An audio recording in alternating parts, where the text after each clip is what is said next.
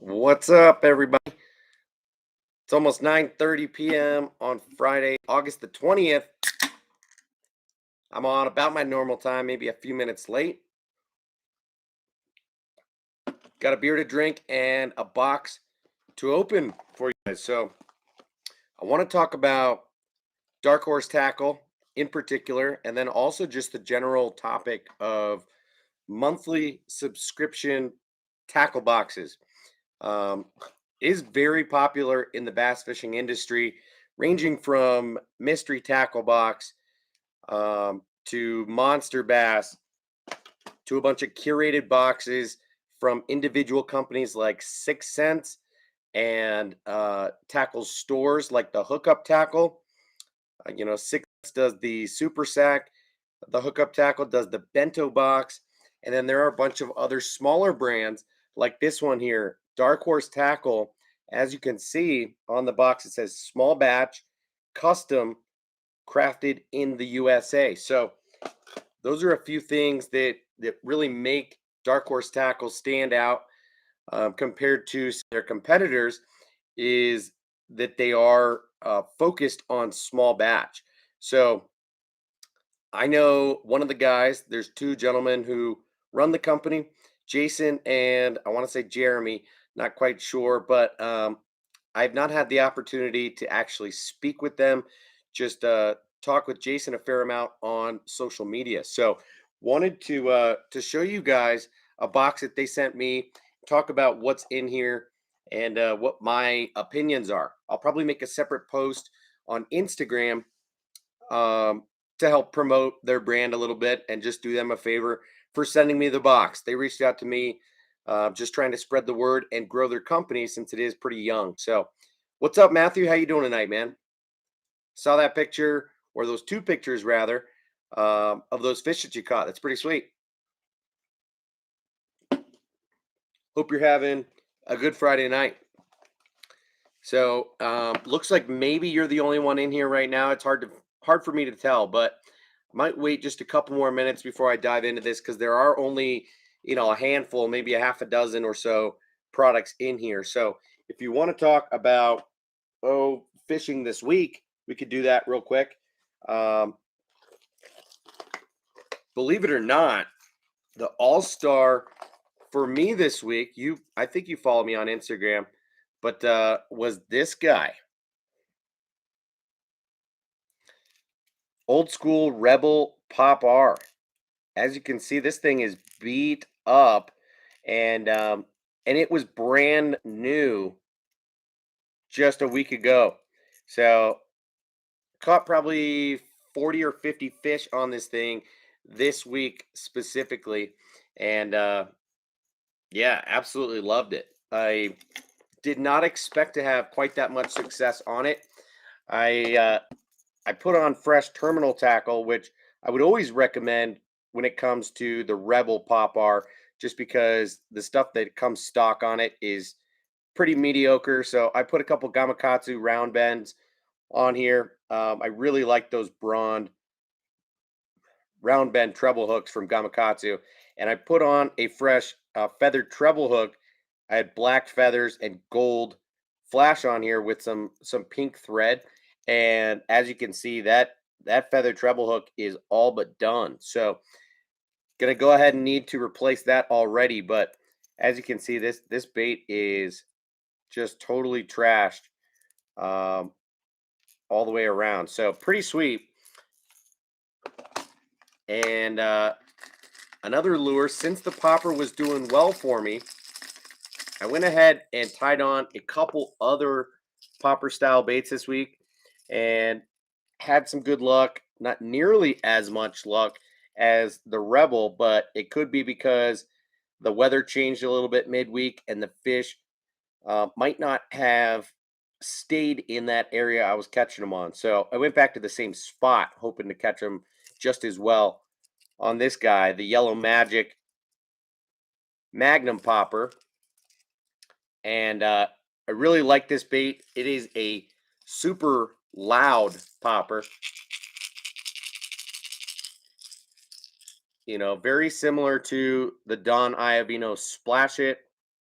and fairly similar to the Rio Rico from Labina.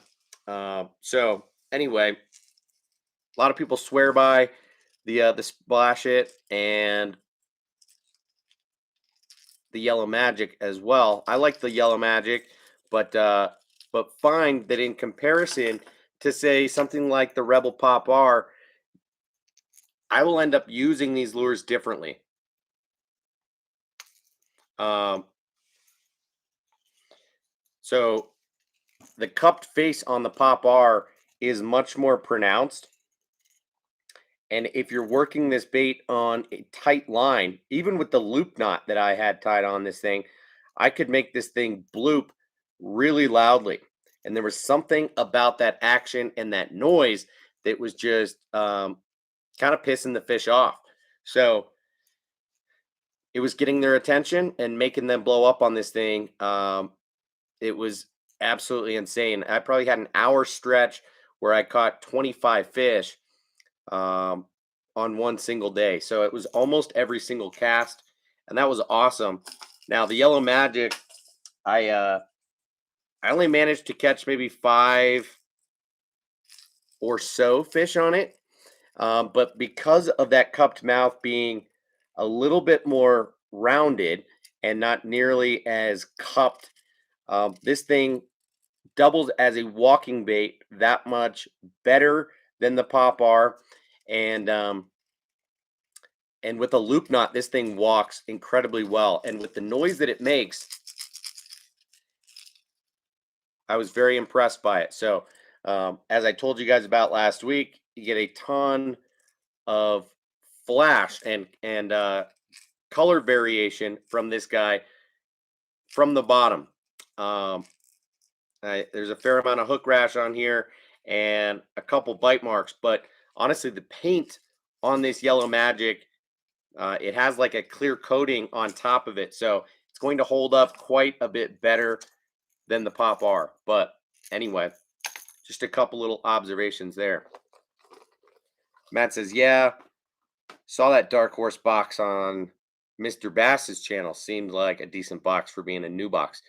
Yeah, we'll see. I haven't checked out that unboxing, so I don't know exactly what is in here, but we will see.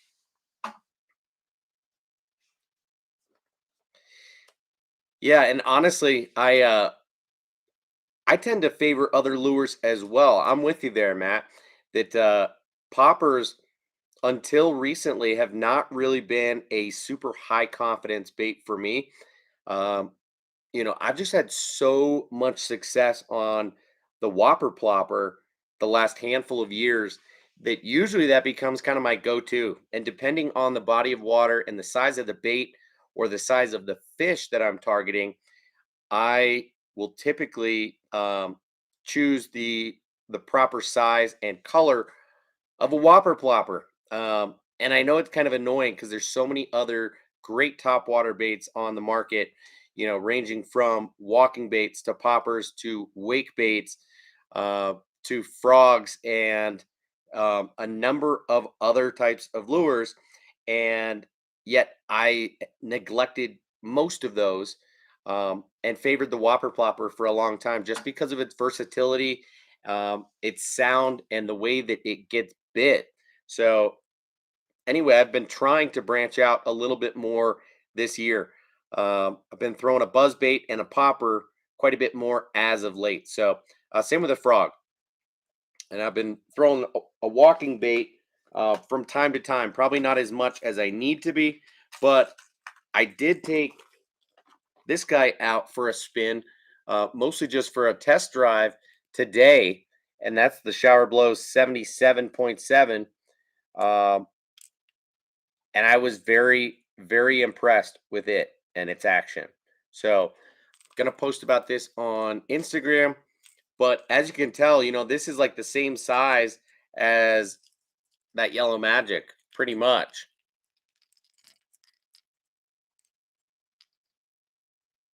So crazy if you think about it. Um,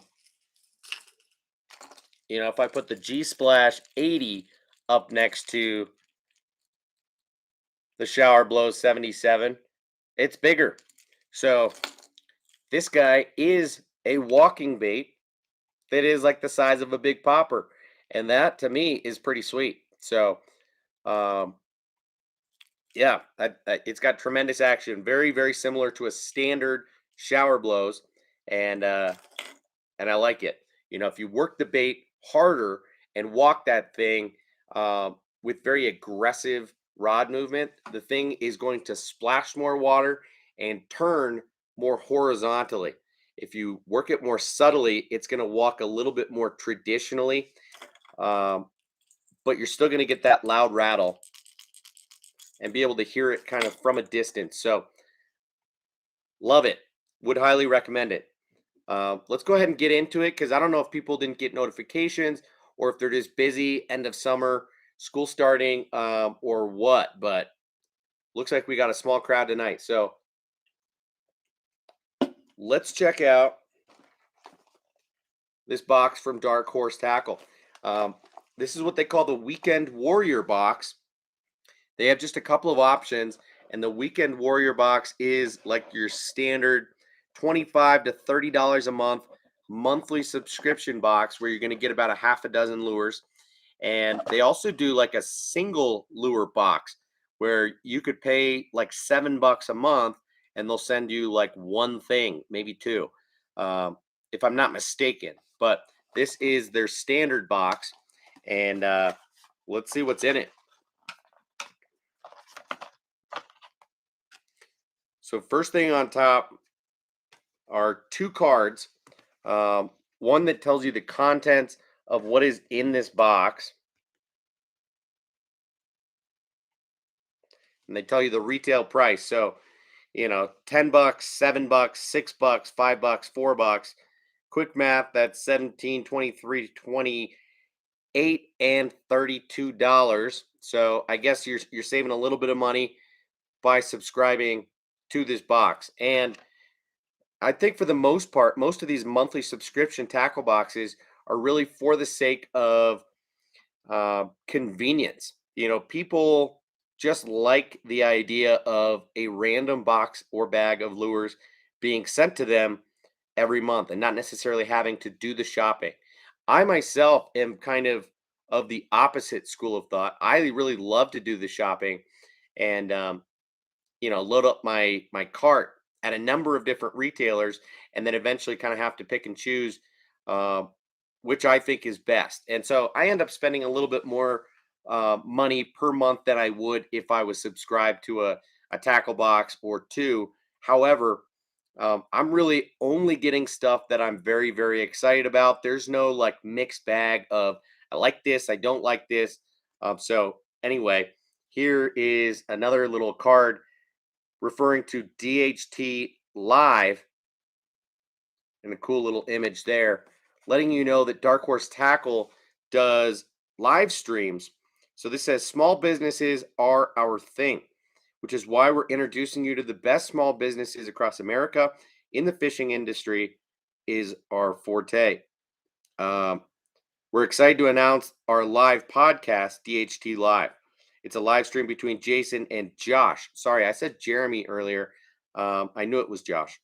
Um, so it's between the owners of DHT and the small businesses in which we partner with to bring you our Weekend Warrior boxes and our Dabble packs. Okay, so Dabble is that like single lure subscription that you can get. Every Saturday night at 7:30 Eastern, you have the ability to learn more in detail who these small businesses are and how they do what they do.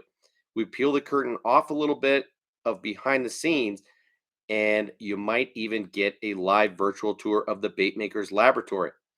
DHT then hold a weekly live giveaway immediately following the interview. Tune in to DHT Live every Saturday night at 7:30 Eastern on Instagram. Okay, that's pretty cool. And they include a sticker that looks exactly like what is on the box itself. So, good looking sticker. Now, onto the baits. Maybe we ought to just go kind of right down the list and start with this goldfish. Slay right, burst fire goldfish.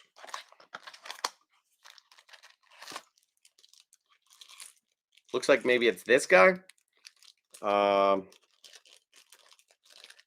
So this is just a lure in a bag.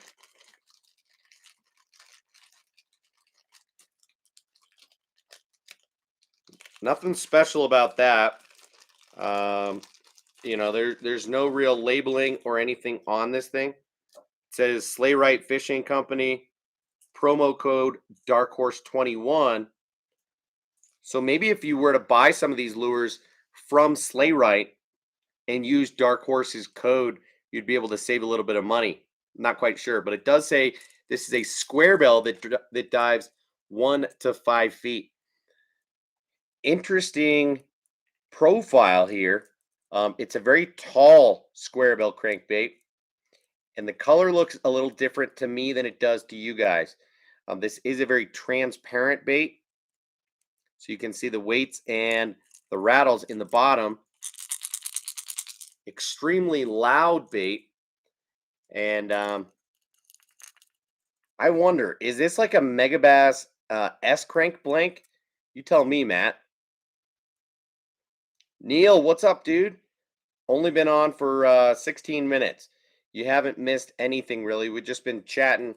I was talking about the fact that I've been out fishing with poppers a lot this week and caught the snot out of them on this old Rebel Pop R in the perch pattern. Turned this thing from brand new looking to absolutely beat up.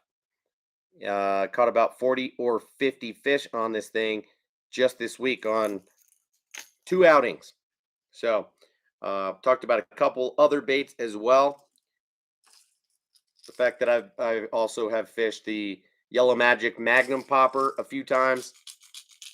Caught a handful of fish on that. And then today just made, a dozen casts or so with the new Shower Blows Shorty 77.7. And didn't catch any fish on it. Had a couple blow up and, throw it out of the water, but didn't hook up with any. And yeah, I just really love the action. I'm excited to have the bait and put it to work more and more, especially in the fall as the bass are feeding on small bait. So all right, so this square bill, I guess, is a $10 bait, and to me it does look like a blank of a Megabass S crank. It's got that tall profile, big bait fish. Says it dives 1 to 5 feet. Pretty cool color pattern here. Mostly orange with a little bit of yellow and pretty transparent as well. So again, it's really loud. Definitely louder than I would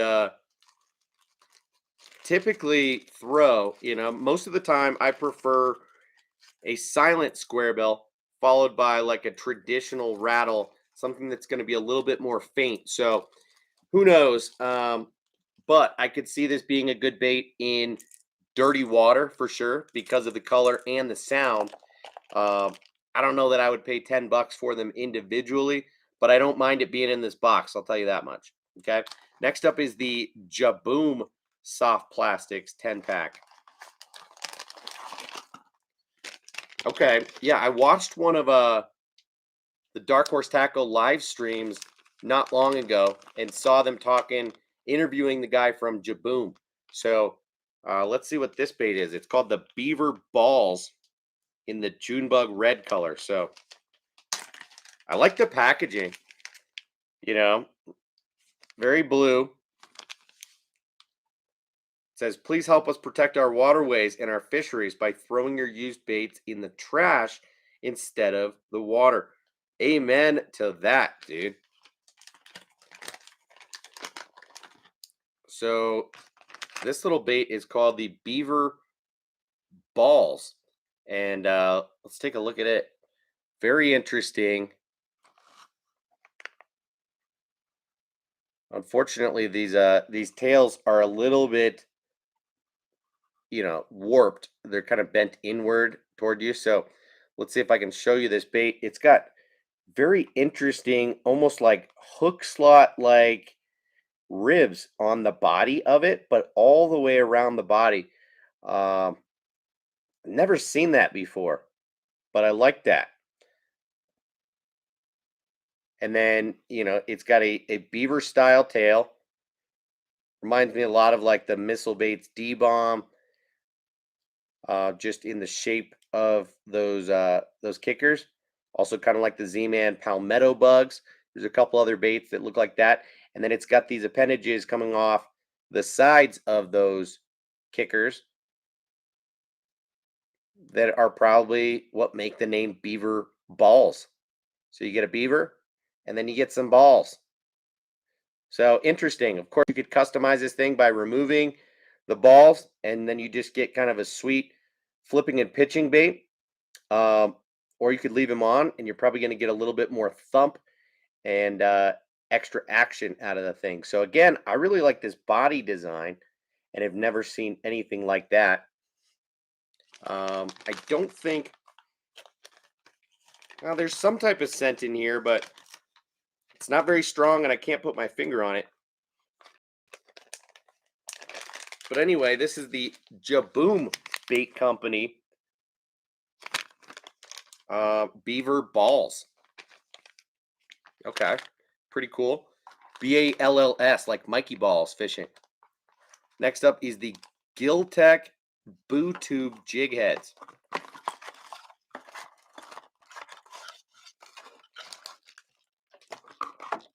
And I actually did not receive those.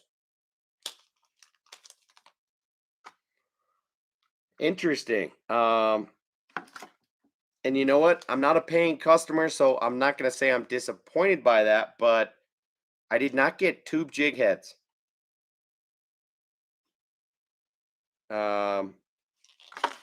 Okay, so those are supposed to retail for $6 and be 3 jig heads in the pack, and they're made to pair up with this next product with the Poor Boys Baits tubes. And I've heard about the Poor Boys Baits. I think through Ben over at the Smallmouth Experience, Ben Nowak, and this is a company out of Indiana.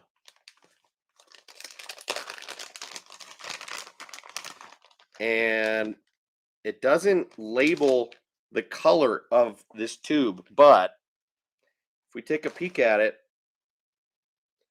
we can tell that it is a pumpkin brown with green flake in it. Well, I can take a look, but can you? So pumpkin with some green in there. Interesting colorway. Very natural. And they look like good tubes. Again, not scented, but of course, as you would expect, they are highly salted.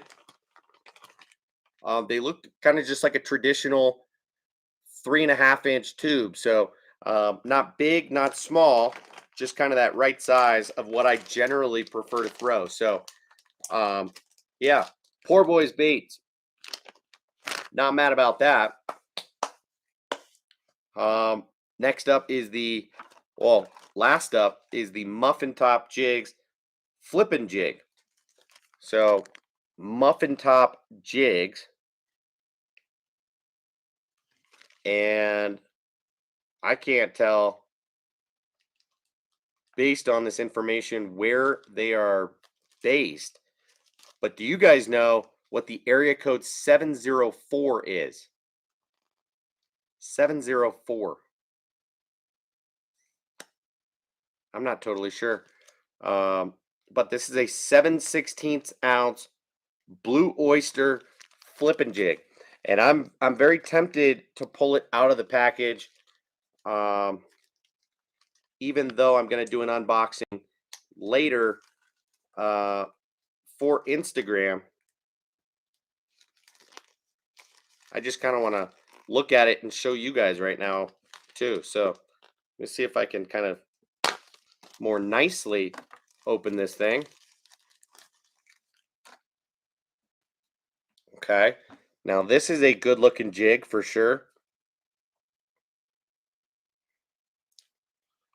So as mentioned, this is a flipping jig. This is like a green pumpkin with just a little bit of blue on the bottom. I wouldn't quite call this color pattern Okeechobee or anything, but nice kind of flipping style head. Does have a vertical line tie, which is a little bit different, but I like that. The weed guard is solid, but one that I will definitely trim down a little bit. And then, as you can see, the skirt is hand tied and wire tied.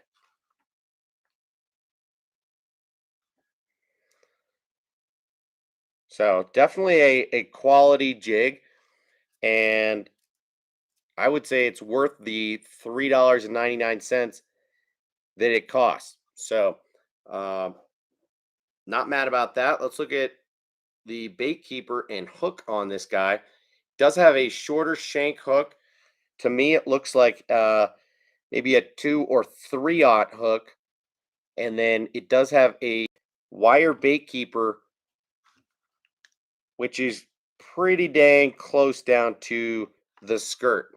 So, um, generally speaking, I like the jig. Will it become a go-to jig for me? I don't know. Probably not, but I like the fact that it's hand tied, it's handmade. It's made by a small company, Muffin Top Jigs. Might need to check them out. So, um, yeah, you guys are right. These are some very interesting and cool company names for sure. Sleigh Right, Jaboom, Poor Boys Baits, Muffin Top Jigs. I like all that for sure. Um, so interesting. There is one more thing in this package. So they goofed up in not including the tube jigs, but instead decided to throw in an extra hard bait. And this is by a company called Active Catch. And this is a custom Super Spook Junior, which has a rad paint job on it. As you can see, it's a white color with an orange belly and some splatter red paint on there and a red eye. As you can see from the packaging, made in the USA using Mustad Ultra Point hooks. These look like the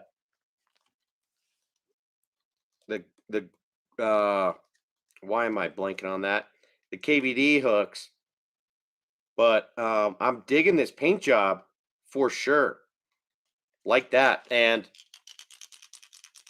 it looks and sounds exactly like a head-in Super Spook Junior. So I would assume that's what it is, although it could just be a blank that they got from elsewhere. So I like that, and I would say that bait is probably worth more than the tube jig heads, if we're being honest. But but yeah, not a bad box. If you're spending $25 um, per month to get something like this, not too shabby, right? You got a lot of good variety in here, ranging from 2 bags of soft plastics to a jig and a square bill and some terminal tackle. Um, kind of got a wide variety that you could take out on the water. And, a big thing that people used to do and probably still do is like a slam. The MTB slam has always been a big thing of like, you get your box in, whatever time of month it is, and go out on the water with the box and try to catch a fish on every lure in the box. So it's kind of like a challenge to yourself and just utilizing what the company gave you to decide what you're going to use that day on the water. So interesting. I doubt I'll do anything like that with this box. Again, I really prefer to utilize my time wisely and try to give myself the best chance to catch fish and also use things that I'm really going to to love. So anyway, Dark Horse Tackle, I'm fairly impressed. And if you guys are interested, check them out. I believe their website is just darkhorsetackle.com, but regardless, you can find them on Instagram, on YouTube, on Facebook, literally Dark Horse Tackle. So pretty cool company, nice guys, and I love the fact that they're going out of their way to support small businesses that are creating stuff here in the USA that are handmade, small batch, um, hand tied, hand poured, all of that stuff. So pretty cool. Let me catch up on these comments. I'm sorry that that I haven't been interacting with you guys. Neil says that's what I'm going to be doing tomorrow. Just picked up some new gear, looking to try it out. Sweet, man. What'd you pick up?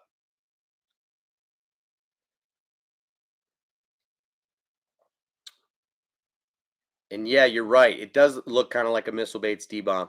Steve bomb. That's funny, Neil. 13 fishing churro. So the churro is that swim bait, right? I didn't know that it has a similar body style as that Jaboom. I'll have to check that out. But yeah, it definitely is made for a flipping and punching bait for sure. And you're right, Peyton. Got to support smaller businesses for sure. I agree. And that's a big part of why I respect what Dark Horse Tackle is doing and said yes to them sending me a box for me to check out and help promote their company just a little bit in spreading the word. So it's the least I could do. You know, I don't already work with any subscription tackle box companies, and I'm not subscribed to any of them. So when they offered to send me a free box, I said, sure, what the heck, especially because it gives me an opportunity to post a picture or two of the box, of their stuff, and just give them a little bit of a shout out because, you know, I love to help people out wherever I can. So if they're willing to send me some baits, I'm definitely willing to shout them out and spread the word because, like we've talked about before, a lot of you guys are subscribed to one box or another. And a lot of people in the fishing industry are as well. So I'm personally not, but I understand why people are. I understand why that business model works so well. And so I respect the fact that Jason and Josh are doing what they can um, to make a little bit of money and support small businesses at the same time. If I saw correctly on their Instagram page, I think they were sending out somewhere between 50 and 100 boxes this month. So, you know, they're still small. Whereas I think like Monster Bass is already in the 5,000 or so monthly subscribers, if I'm not mistaken. That company has grown really fast. And as you guys probably know, Rick, the guy who runs Monster Bass, is was formerly with Lucky Tackle Box before they kind of dissolved. And that was after he left the company, didn't like the direction things were going in, so left and started his own deal. And Monster Bass is intentional about being a little bit different than what Lucky Tackle Box was becoming. So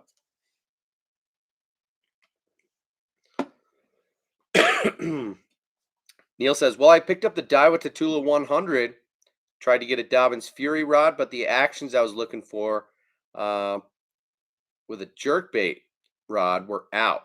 So I ended up going with the Guggen Gold Twitch rod. Okay. Guggen Gold, huh? Not the green? Interesting. You know, I'm sure that the rod is decent. Um, you know, that's the thing about Guggen baits and the Guggen squad in general is I think they do an okay job um, at designing and sourcing their products. Now, it is primarily made in China, which is kind of what it is these days in the fishing industry. As much as we all want to support small businesses that are making stuff here in the US, the reality is probably 90% of companies in the industry are outsourcing their stuff to China. And that's just kind of how it goes. So uh, most of what we buy comes from China, maybe some of it from Japan, and maybe some of it from the US. I like St. Croix rods because they're in the US, as well as a handful of companies. But um, yeah, I think the Guggen rods are supposed to be pretty decent quality. I forget who makes the rods themselves, but I doubt you'll be upset with the purchase.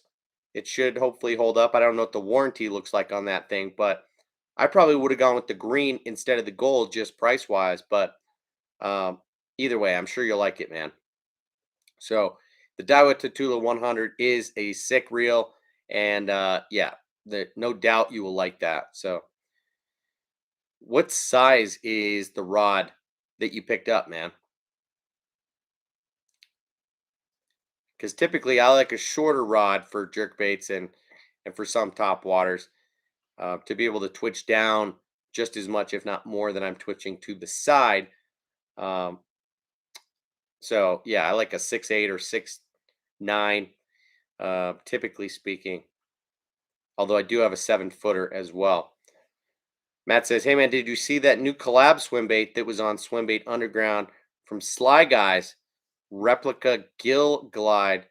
Heard they're great baits. I did not see that. No, and I am not.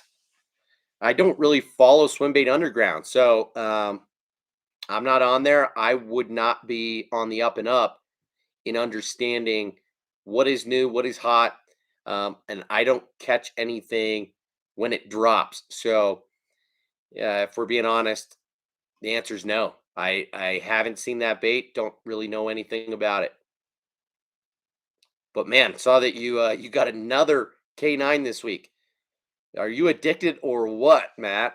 That is insane. That you picked up a couple more since we recently talked about it, and how you have like 6 or 8 of them. So you're crazy, man. Neil says he's not the biggest fan of Guggen baits. Truthfully, yeah, we've talked about that before. I like their soft plastics pretty well. There are a few that I've worked into my arsenal, and a few that I just think are really similar to other stuff on the market, and that don't make a lot of sense for me to go out of my way to pick up. So, the Rattle and Ned and the Rattle and Chunk are ones that I actually really do like. Um, the Trench Hog is one that I like the idea of for sure, but haven't really gone out of my way to use. I don't use um, hog style or like a Zoom brush hog. I don't Carolina rig a lot, and so I would usually just use a craw or creature bait before I use a hog style bait most of the time. But other than that, I like the Bandito bug a fair amount. Just don't love its durability. I still find myself going back to the Rage Tail structure bug, the Rage bug, which is really what inspired the Bandito bug in the first place. And then initially, the Bandito bug was using the patent, and they were paying Steve Parks from Rage Tail a percentage on all of their Bandito bug sales, which I respected at the time. But they ended up trying to go around the patent and just add an extra flange, a little ridge onto the flange, and barely get around the patent. And I didn't quite like that move. So anyway, I think their jigs are good. I think their hard baits are meh. They're kind of all over the place, but such is how it goes with most lure manufacturers. You're gonna like some of their stuff, and you're not gonna like some of their stuff. So Neil says, I heard the rod blank is from Japan, and a lot of people were saying the biggest rod maker in Japan is Shimano. Yeah, I know that all the Guggen guys were huge Shimano fans, still are in terms of reels, but I don't know. Obviously, I don't know and can't speak to whether the blanks are made by Shimano. I would be surprised, but Peyton says, do you use favorite fishing rods? I know Scott Martin likes them, but I'm thinking of buying one. So any feedback on them is helpful. No, I do not use favorite rods. No particular reason for that. Um, I never got into it. There's a million rod and reel brands out there, especially rods. And no, I couldn't speak to it. So to be honest, a lot of my rods are Lew's, um, Daiwa, Shimano, and something's evading me. St. Croix, and I don't even know. I don't think it's as big of a deal. Of course, once you find something that you really love, and if you've got a bigger budget and you want to go to a much more specialized rod maker, then you should. I've also got a Dobbins Fury. Um, yeah, I'm sure I'm missing stuff. So I kind of like to run the gamut in trying different brands when it comes to rods and reels. Neil says, I tried to get a St. Croix Bass X rod, but that one was also out. The Guggen rod was my third choice. Yeah. Well, the Bass X rods, the new ones should be coming out in not too long. The ones that were designed by the guys over at the Hookup Tackle, those should be really interesting. And I'll probably end up getting one of those at some point.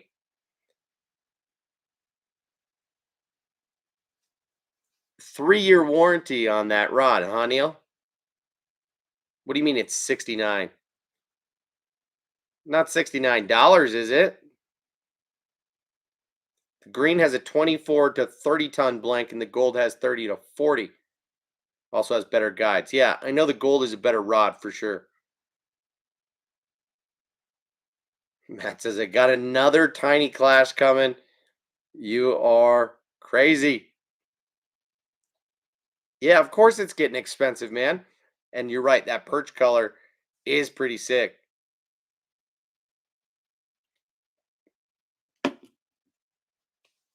Carp color looks like nothing, huh? Just looks like a carp. Well, maybe that was kind of the point. Neil says, I like the Biospawn stuff. It's pretty good. And a lot of times on Shop Carl's, if you're a member, they go on sale a lot and you can get a pack for like $250. Yeah, Biospawn, of all of the companies under the Ketchco umbrella, if you will, Biospawn is probably one that I have the most respect for sure. And I think most of their lure designs are unique. So one that I've been meaning to get and fish um, with because I like its versatility is their stick bait, the plasma tail. I think that's what it's called. Or is this the plasma tail? And I'm thinking of a different bait. Oh no, this is the plasma tail. I'm thinking of the Exo stick. Um, that's a Senko style bait, which has a really good shimmy to it, um, but has a decent amount of buoyancy to where you could cut it down and use it as a Ned rig bait. Um, and I think it would be an awesome Nico rig and shaky head bait as well. So yeah, I don't really use their swim baits. And one of you guys sent me some packs of their like Menace style, the Exo, I don't know, bug, whatever it is. But I like Biospawn. I like their packaging. I like their branding. Seems like a pretty good company.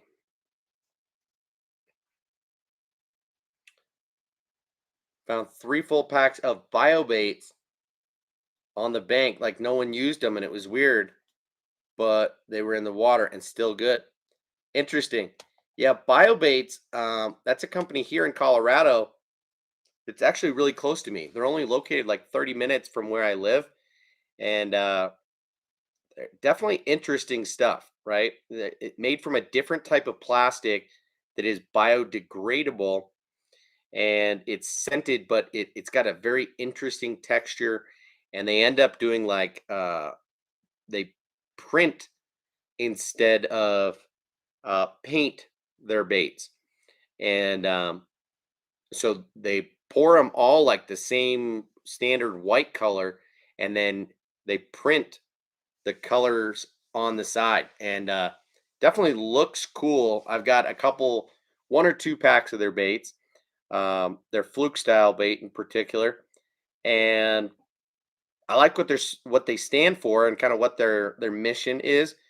But I don't know how much longevity that concept has in the industry, and I would think that they will need to branch out a little bit in their designs, as well as maybe trying to get some other looks when it comes to colors and how the baits pop, really.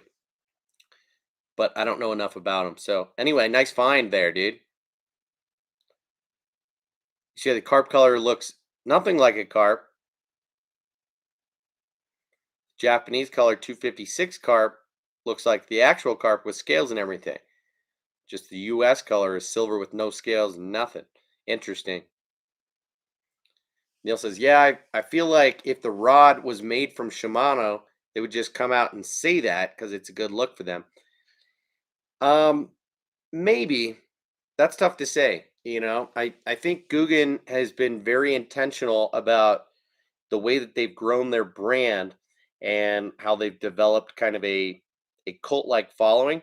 So I think as much as possible, they want their name on everything. So eventually they'll have rods and reels and all sorts of tools, um, and maybe even down to like, you know boat stuff. They've got merch, they've got uh backpacks and everything. They're not telling you who's making that stuff, right? um so yeah, I just they kind of cut out the middleman, you know what I mean?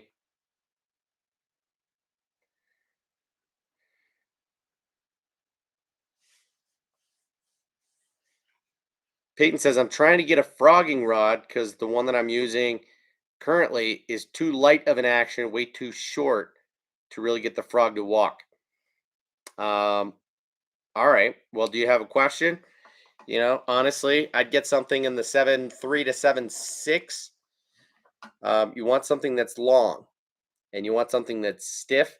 So a heavy power, fast action rod.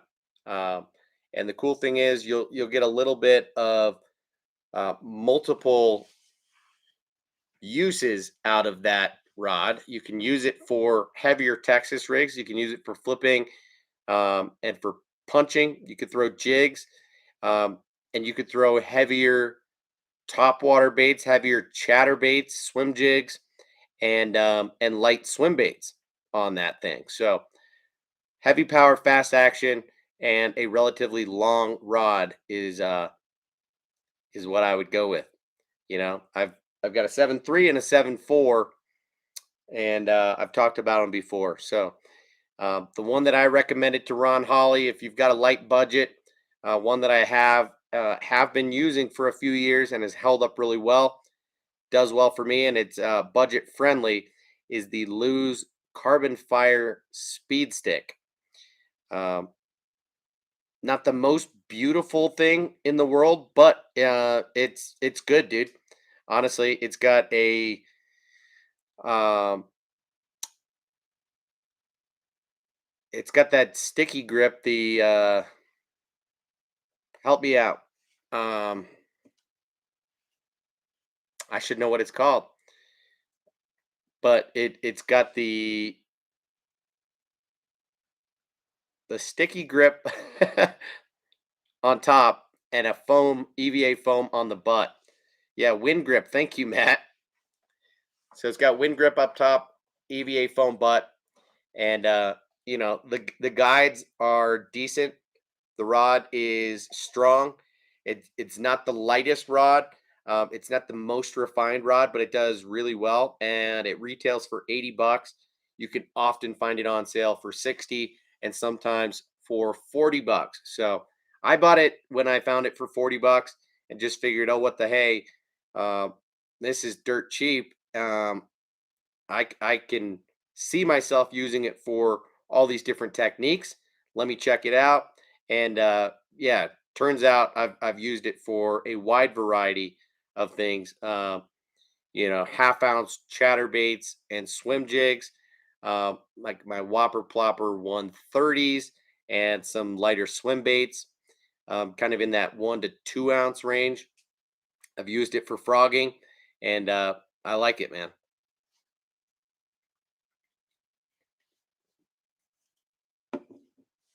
Well, cool, man. Yeah, check it out.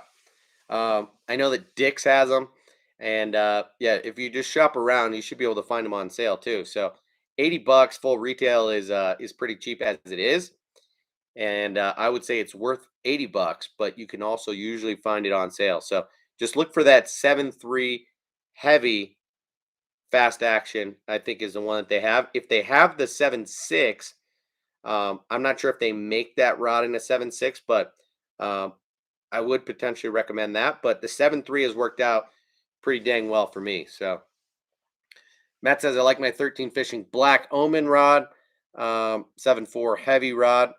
Love it. Use it for my smaller swim baits. Yep, yeah, I'm pretty sure you've mentioned that before. Swim jigs also. Yep, sweet man. Yeah, Neil. I mean, it's not an ugly rod by any means. Um, mine's that older edition that is mostly black with some red accents, and I think the newer ones are more red. Um, but not a big deal.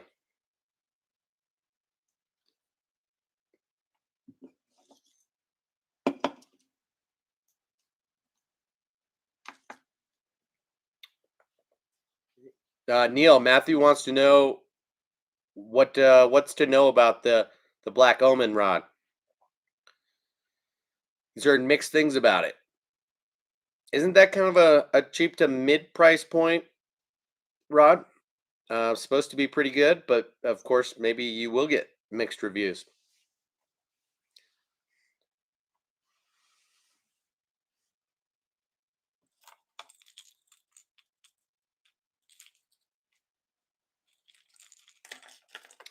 What else do you guys want to talk about tonight, guys? I uh, I don't really have too much of an agenda, and I'm happy to just sit and chat for a little bit longer. I've got about half of this beer, and we've been on for 53 minutes. I'll say stay on for another 15 minutes or so if you guys have anything in particular that you want to chat about. Otherwise, I can do my best to hop on tomorrow and have a little bit more of an idea in mind of something lengthy to talk about. I will say this week I took out the black buzzbait of the Jackal firecracker, and man, this thing is loud. All right, I told you guys about this bait already when I opened it, but this guy has a unique clacker on it. So the blade itself, um, let's see if I can get it to spin on its own.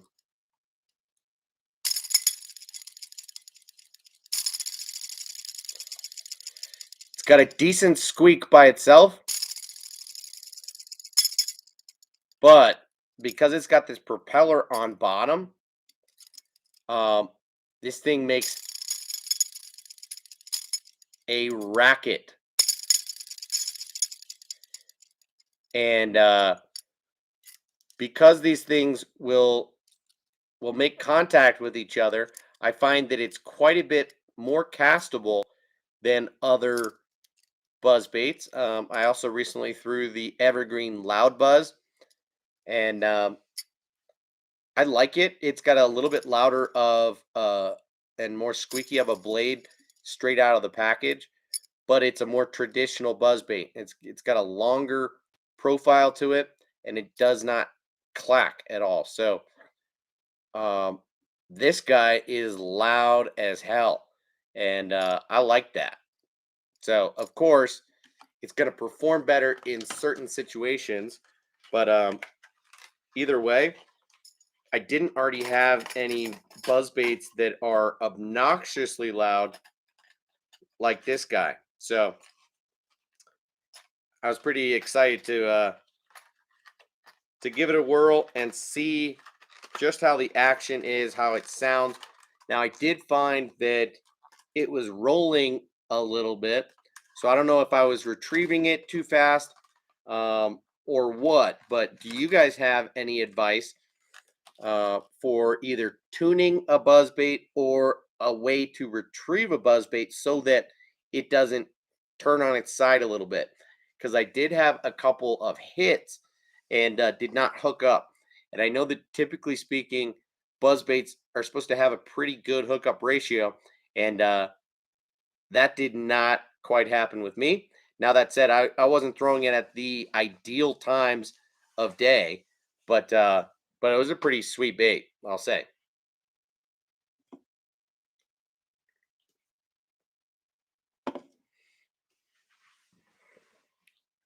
So Matt did break one of those black omen rods, huh? Guide insert popped out. Yeah, that's kind of annoying for sure. Um, no, typically speaking, on buzz baits, you could either remove the skirt and throw like a bulkier soft plastic on it, like a toad style bait or a swim bait, um, or even like a Rage Menace or a Z-Man Goat, something that's going to be a little bit thick and have some decent action to it, or just throw it bare or throw a trailer hook on it if you're getting short strikes. So that was kind of my first reaction when I missed a couple fish on the buzzbait was, wow, I wish I had a trailer hook on me right now. But anyway, Abe says, got to get to bed, gents. Tomorrow's a striper tournament in Bullhead City, Arizona. Dude, tomorrow is the tournament. Good luck, man. Abe, wishing you the best of luck because after the stripers, it's time to chase the largemouth, bro. So sleep well and good luck. Hope you have a super fun time on the water. As much as I hope you guys win, doesn't really matter how everything turns out, but good luck to you guys.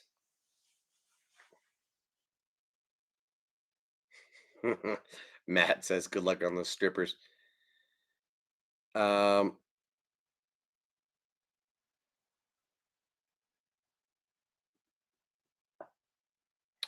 only broke a guide, not a rod. Okay, yeah, you're right. That is a lot less of an issue, and something that is much more fixable, where you don't necessarily have to send the rod in to just fix or replace a guide. But it's an inconvenience for sure. I've had that issue with some gear, some cheaper Abu Garcia rods. Um, is that tip top guide cracking? Um, the insert cracking and therefore then starting to cut my line. And I think it was from using braid. And then I found that I was casting lures off because that crack was cutting the braid. So, yeah, I had to replace one, if not two of those. And now, if I'm using those rods, I'll really only use them with fluorocarbon. And it is what it is.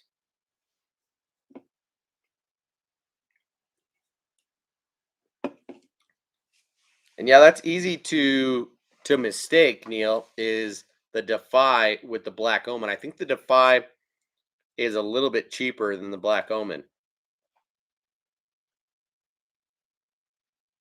I think it's that sub $100 rod. So, of course, you're more likely to get negative comments on it, but yeah.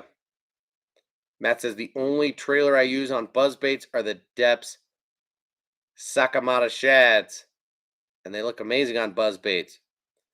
Um, isn't that like their fluke style bait, dude? That's interesting.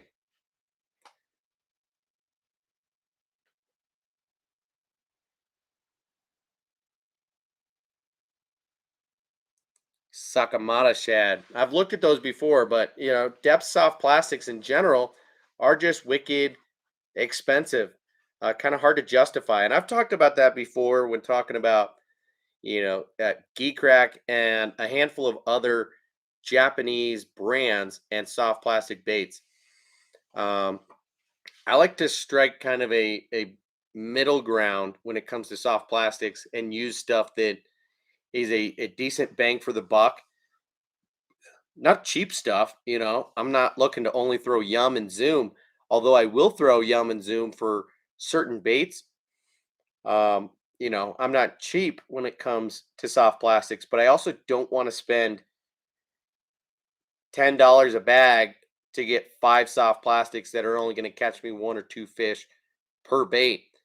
Um, I'd much rather spend the money on hard baits that are going to last much longer than on soft baits that eventually, and if things are going well, sooner than later, the bag's going to be gone, and there's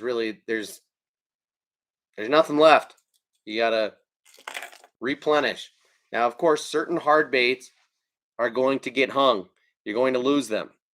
Jigs, crankbaits, um, the bottom contact baits are definitely going to get lost. That comes with the territory.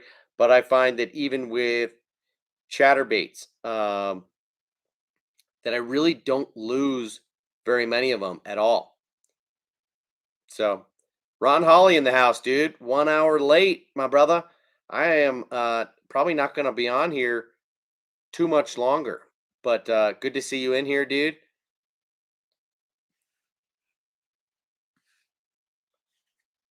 Matt says, yeah, it's pretty much a fluke, but it's a 7-inch fluke that moves completely different than any fluke I've seen. Actually swims and wags its tail in an almost DRT sort of way, which are amazing. Yeah, I believe you, dude. 7-inch trailer on a buzzbait. That sounds a little excessive to me.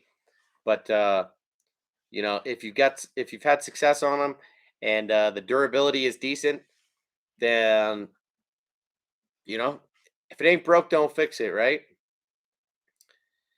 Bait and switch outdoors. Remind me one time what your name is, dude. I've asked you before and I forget and I feel bad about it, but I like to be able to call people by their names instead of just their username. What is your actual first name? You say, what are your favorite 6+ inch soft plastic swim baits? Any lesser known ones that you'd recommend? Neil. Okay, easy enough. Got a couple of Neils in here. Neil Bone and Bait and Switch. Couple of Neils. Matt uses the 5-inch Sakamata shads on the buzz baits and 7-inch on a weightless Texas rig. That makes perfect sense. All about it, dude. Lesser known. Good question, brother.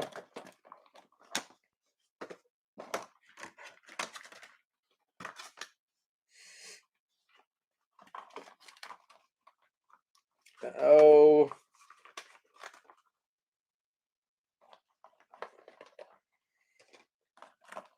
So I don't use a lot of lesser known stuff just because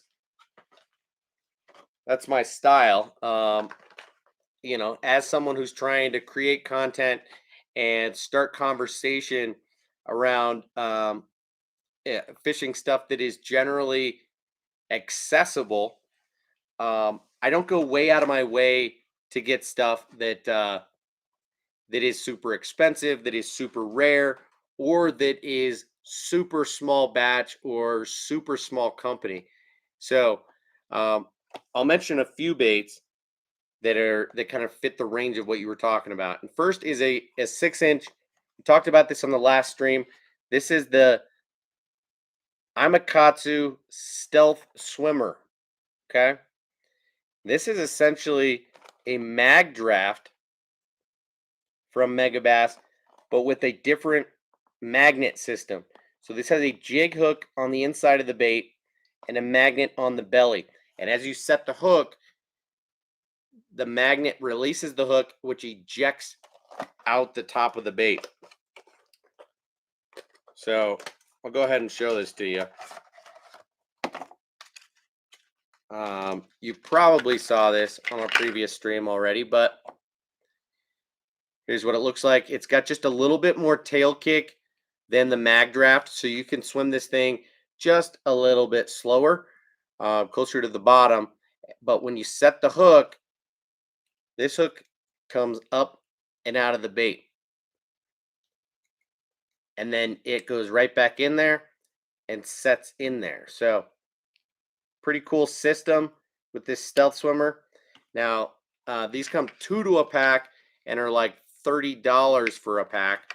Sometimes you can find them cheaper depending on where you shop online. But yeah, probably just right around the same price as the mag draft because these are pre-rigged. So again, you get 2 in a pack. One is a standard weight and one is a little bit heavier. And that's a pretty sweet bait that is lesser known. And then if we go to more of a traditional soft plastic swim bait, I've got 3 for you that I want to mention. And they all have slightly different uses. So first would be the Jackal Rhythm Wave. Not sure how familiar you are with this bait, but this guy is a pretty underrated swim bait. So whether or not you'd call that lesser known, I'm not quite sure. But they make these ranging from a 2.8 all the way up to this 5.8. I think this is the biggest size that they make. From the looks of it, it doesn't have a ton of, like, the tail section is not that long. However, the kick is lovely. You do still get a lot of tail kick out of it, and it's got a unique body shape to it. So it's angled like 4 times over. So you get kind of this rounded belly with a shallow belly slot. And then you get these angled sides and a flat top. So I've got one of these rigged up right now on just like an owner flashy swimmer. Actually, I think only in like a 5/0, though a 6/0 would probably be a little bit more appropriate. But that's a great one for fishing just a little bit more shallow, although you could fish it all through the water column.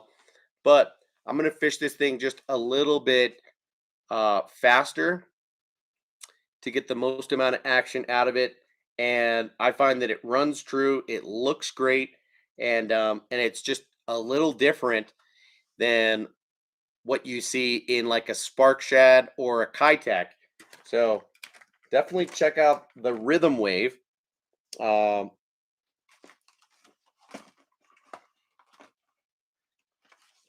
I did mention the Spark Shad, so I'll just go straight there. But next up is the Spark Shad from Megabass, but in the 7-inch.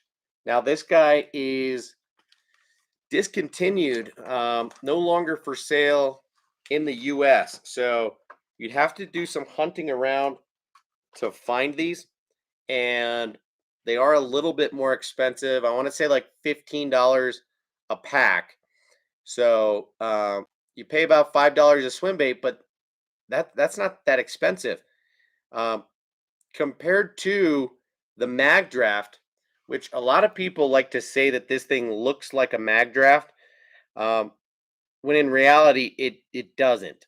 The tail action of the Spark Shad is totally different than that of a mag draft. This thing has a lot more kick to it. It is much less speed sensitive. Um, so yeah, awesome bait here. I throw this on an 8/0 or a 10/0 uh, beast style hook. You can also throw it on a weedless underspin. Um, and I really like it. It's pretty durable, and it's got a flat back, so the hook just rests on top. You really don't need to tuck it at all. Um, but the 7-inch Spark Shad is a sweet one. Definitely lesser known and underrated. And I think there was one more that I want to mention, and that is the Optimum Boom Boom. Okay. Got one rigged here, so I'll just show you this one. Um, these baits by Optimum are hand poured and are pretty affordable. They're like the same price as a Mag Draft Freestyle. Pay somewhere in the ballpark of $5 to $7 per bait. These come 2 to a pack. I don't know what they are, like $12 a pack. Um, you get a relatively deep belly slot here, and and a narrow profile. Okay, so you will get some imperfections from time to time because these things are hand poured, and you'll also get a little bit of uh, color inconsistencies sometimes. But what's important about this bait is the way that it acts in the water, the way that it swims. And Fred Rumbanis and the team at Optimum did a really good job at designing this bait. It has um, kind of a medium tail kick to it. It is speed sensitive, so it needs to be swam at kind of a medium slow um, or medium speed retrieve in order to get that tail to do just what it should. You don't want it moving too fast, but if you're swimming it too slow, it's really just going to drag and pull through the water. So you want it kicking kind of like that. Okay. And as it kicks, that head will just wag. Um, it has a really interesting head wag in addition to the tail kick, which is pretty rare in soft plastic swim baits and exactly the action that they were going for in making these baits. So, um, they make these in 3 different sizes. I like the baby size. I like the original size, and then they have a giant size, which I've got one of right here, which I've never thrown. Um, it's absolutely massive. In my opinion, the standard size boom boom swim bait is plenty big, and it's pretty heavy too. So I wouldn't go any bigger than this. And again, same deal. Like an 8/0 owner beast is just about the right size to throw on this 6-inch soft plastic bait. So uh, one other that I would recommend, and I don't know whether to say that it's lesser known or not because they've gotten a fair amount of hype over the last handful of years, but that would be the Scottsboro Tackle uh, STS Swimmer.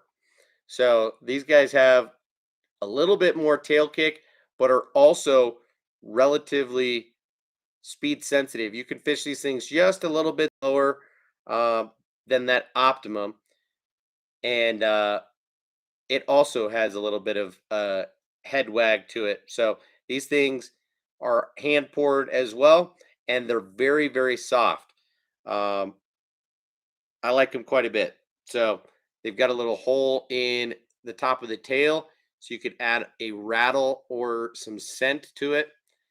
But Scottsboro Tackle make some really good swim baits as well. So I've got some of theirs in the 5-inch and the 6-inch. But that's how I would answer your question, my man. Said you have some Weston swim baits in your discount tackle cart. Not sure you want to pull the trigger. Which ones do you have in your cart? Because I may have them and be able to show them to you.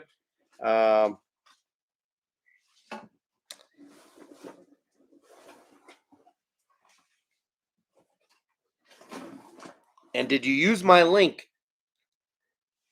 Are you going to use my link before you pull the trigger at Discount Tackle? And hook me up, brother. If you haven't already, just, click that link. You've had good luck with the Scottsboro tackle swim baits? Right on, dude. Yeah, they're great baits for sure. Oh, let me try and pull up this link for you guys real quick.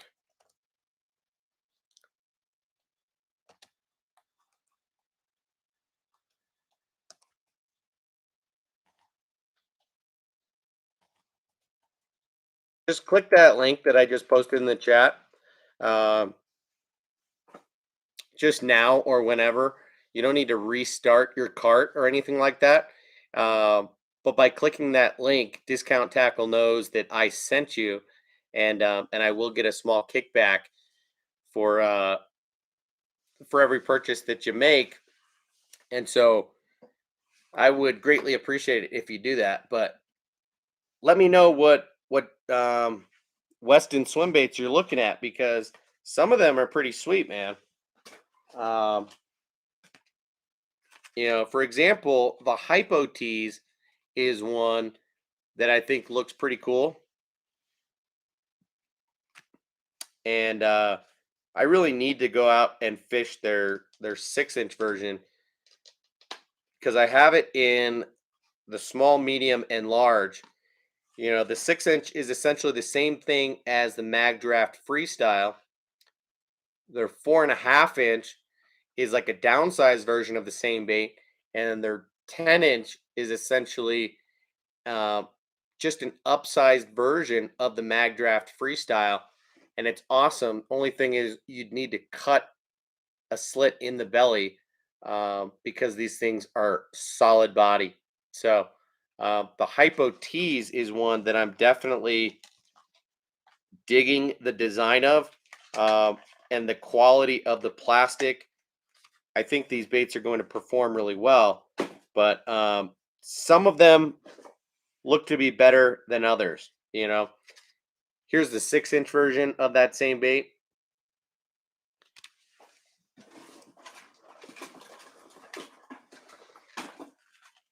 And then here's the small, like 4.5-inch version of the same bait. Now, the ones that I'm not totally sure about are the Shad tees. The Hypo tees I'm a big fan of, but the Shad tees are these really thin bodied swim baits that have a lot of body roll to them when you swim them. So they're going to roll, and I'm not quite sure what to think. But one thing that I will mention about the Weston soft plastics is that they are just super detailed, really well made, high quality soft plastics. So it just depends on the action that you're looking for. But so far I really like what I see for sure. So you say the Shad tees. Well, yeah, there it is. The Shad tees is a very narrow bait. So if you're gonna get it, I would stick to a small size. Okay, not the big ones, because that's just gonna make it overly dramatic. So this is the 9 centimeters. What is that, guys? 3.5-inch. Um,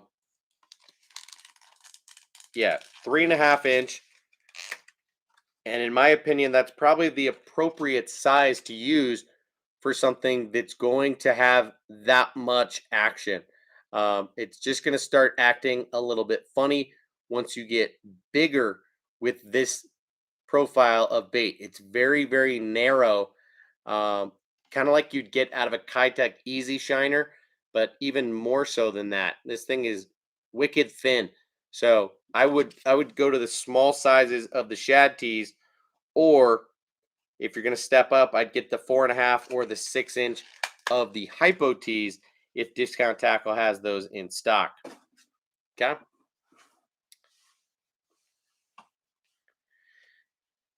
Matt says, wanted to tell you a tip when you're using those flashy swimmers, you don't want to use the blade. You can hook up a treble to that hanger with a split ring and have a treble hook hanging from the bottom. Yeah, man, I've done that before.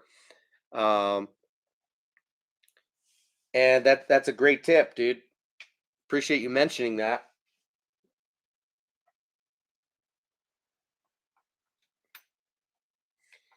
Although I've even just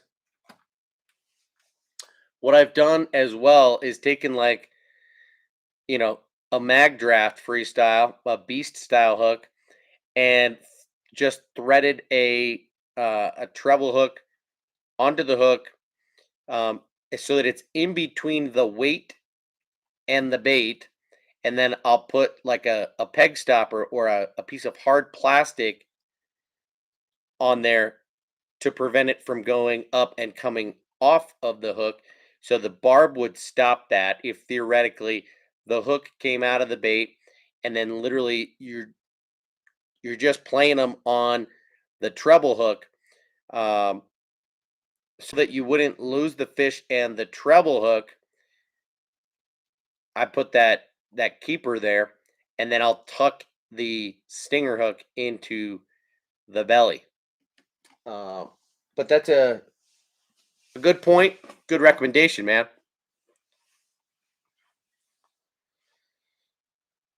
Peyton, I doubt you're still in here, but if you are, have a great rest of your night, man. No problem that you got to head out.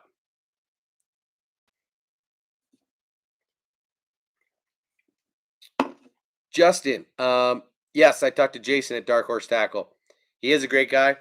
Um, he and I have talked a number of times through Instagram, um, and he's the one that reached out to me about kind of helping spread the word about their company. We've kind of had mutual respect for each other on Instagram for a while. His Instagram ended up getting shut down. I don't know, um, earlier this year or sometime last year, and I think he's really just focusing on Dark Horse Tackle these days. So yeah, he's a nice guy for sure. Ooh, Justin, yeah, you did miss it for sure. We're about to sign off here pretty soon, but of course you can watch the replay, man. No problem. Matthew says, yeah, look up the FMTC website. Their hard swim bait and how cool of a design, in the shot collar bundle swim bait they make. They're hot right now. Huh. Shot collar.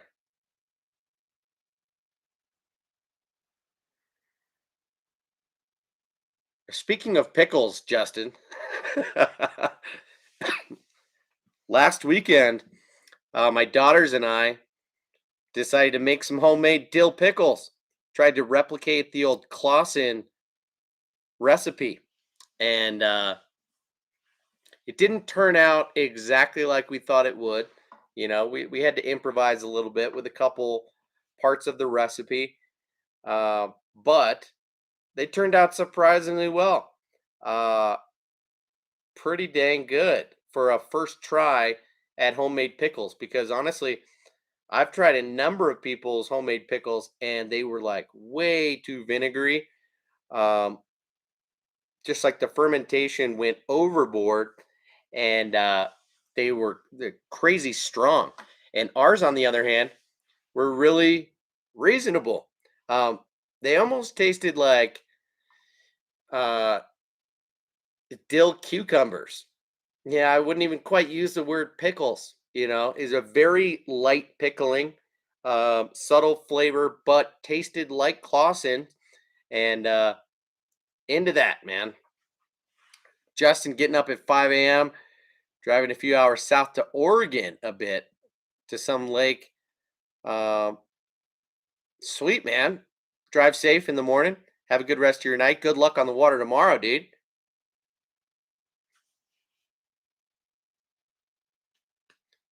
And yeah, Justin from,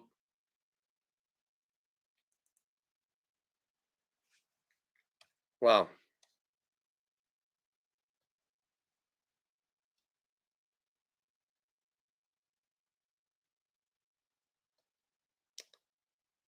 sorry. I'm scrolling through here for a second. I thought I missed something.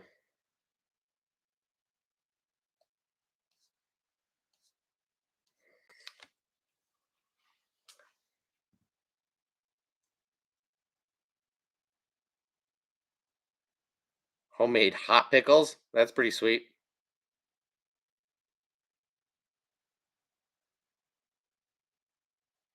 Good luck with the smoke, Justin. Yeah. You might as well take some of them with you, man. If My guess is that you're going to be fishing water in the 4 to 6 foot range. Um, they're great baits, and the fact that you've got a dozen of them now, or something like that, you might as well put them to work, dude. It's a flat-sided crankbait with a circuit board lip, and it's got a really good subtle um, action to it. And Octafo swears by it. He's been fishing it a ton this year and has been fishing incredibly well. So you better give it a shot, man. And yeah, Ron is right. Northern Cali is all on fire. It's been a mess recently. We've had some smoggy, um, smoky days here in Colorado because of those fires in California. Um, the same thing happened last year, but sometimes that smoke is coming all the way here, a few states away. So anyway, guys, I feel like I'm starting to lose my brain a little bit. Um, this is the first beer I've had tonight, so I ain't drunk. But I was up till 2 in the morning playing poker with some buddies last night, and did not really get more than just a couple hours of sleep. And it's 11 o'clock my time now, and I'm responsible for feeding my son when he wakes up anytime now. So he did not sleep well last night. He did not feed well 2 hours ago before I hopped on here. And I wouldn't be surprised if he wakes back up in about an hour or so. Um, yeah, if I look tired in this stream, that's why. It's because I am tired. I need to get to sleep ASAP. So really appreciate you guys hanging out tonight. Good to see you as always. Hope you have a great rest of your Friday night and Saturday tomorrow. Hopefully, I will see you back on tomorrow night. To all of you guys who are going fishing tomorrow, you're a bunch of lucky ducks. I wish I could, but I've had my fair share this week. Show you one more time, just the carnage on this Rebel Pop R that took a hell of a beating this week. This feathered treble looked gorgeous just a couple days ago, and this bait was shiny and clean, and now it is scratched and beaten um, all over the bait. So yeah, I caught my fair share this week. Caught probably 60 or 75 fish, and I'm happy about it. So guys, have a great one, and talk to you again soon. Peace.